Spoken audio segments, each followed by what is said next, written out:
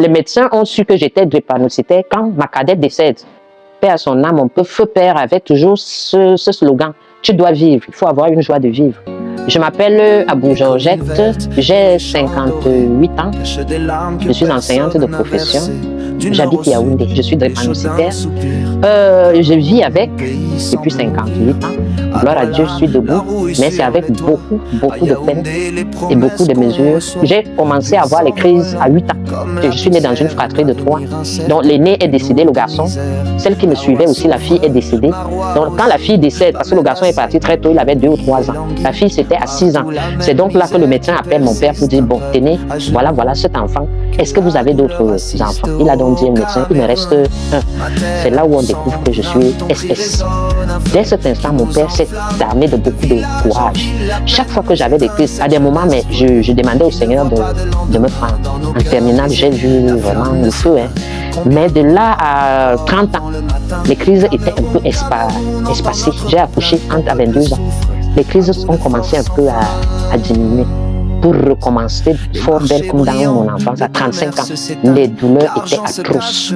J'en ai souffert jusqu'à 45 ans. Mon quotidien n'était pas facile. Même quand j'allais à l'école, ça n'a pas été facile. Les douleurs, c'est des points des articulations. Par exemple, des poignets, les genoux, la cage thoracique là, et le bassin, les genoux et les pieds.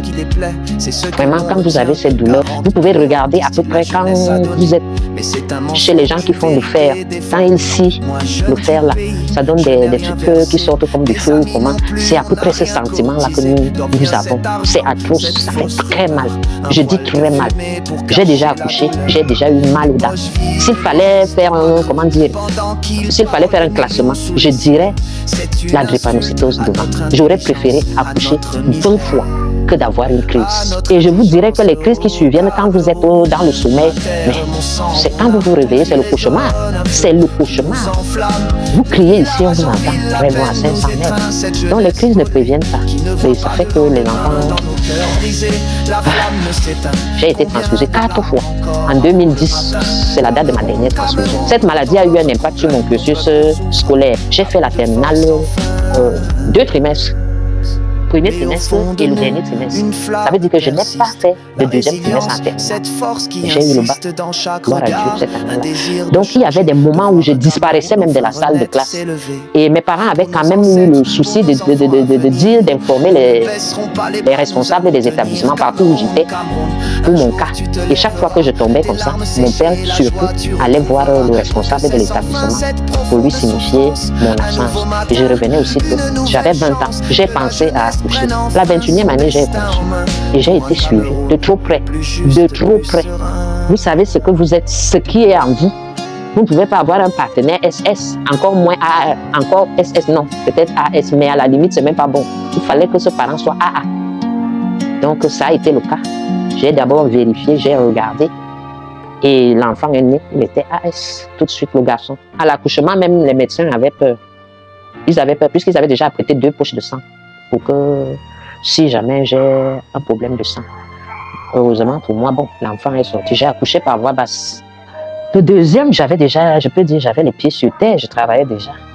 Donc, j'y ai pensé, toujours avec les mêmes médecins, puisqu'elle m'avait déjà dit, Madame le docteur Bella, elle m'avait dit, vous pouvez avoir la possibilité de faire un deuxième, mais pas un troisième. Vous êtes avertis. Et c'est ce qui s'est passé.